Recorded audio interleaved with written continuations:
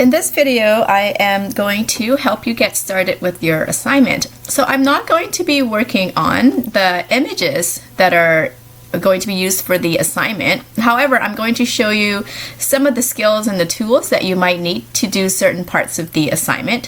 So it is your job to understand what tools to use and how to put it all together. But I will be helping you along with some hints, all right?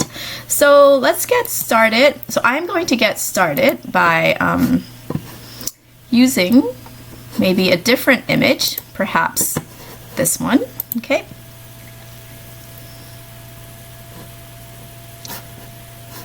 So I'm using a different girl image. You will be using the assignment 3 images that has been posted for you under assignments. Okay, here we go. So I'm going to use this image, okay, as an example. All right, so I'm going to be masking out her background because I want to place a different background behind her.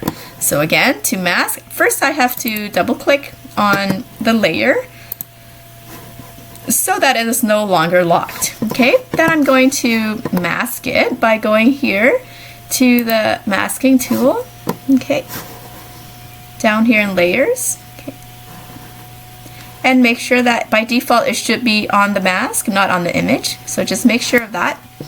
Then I'm going to go over to my paintbrush and make sure that the mode up here is normal, okay, in the options panel.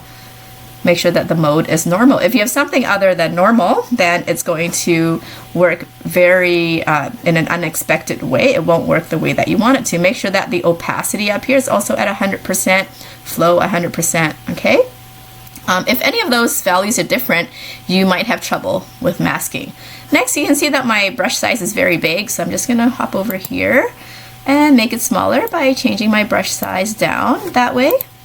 Or I can also use my square bracket on my keyboard. Okay, I like that better because sometimes I need it big, sometimes I need it small. So the square bracket on my keyboard, the one next to the P. All right, so when I click on it right now, nothing is happening because I'm on the white here. You can see over here in my tools panel. Okay, so don't change the color in case it, instead just go X on your keyboard.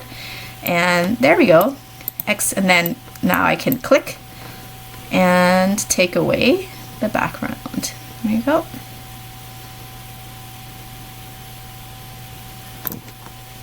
Sometimes I need to zoom in to see what I'm doing, so I'm going to zoom in there.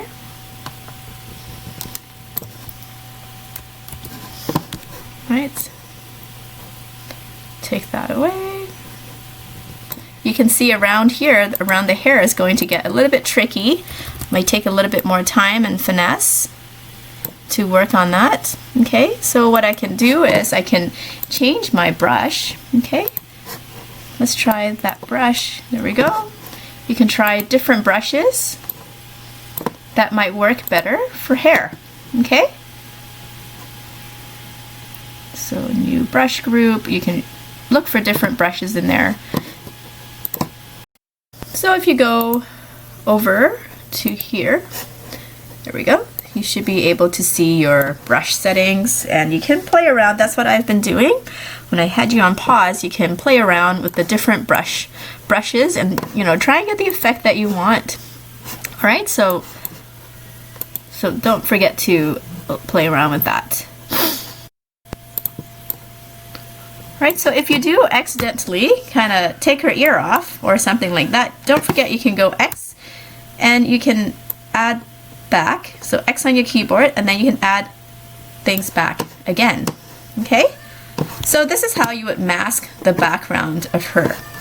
Right, if you should ever leave this layer, for example, you go to your move tool and you go and do something else, you're no longer in that layer, you have a new layer and you want to go back in there, so you can click back on that layer, but when you do, it will automatically select the image, so you want to be in the mask. Then you can go back and start working in your mask again. You must have the brush tool to work on it, okay? And make sure that this is completely, oh, there we go, this is, yeah, brush tool, there you go. Now you can start again.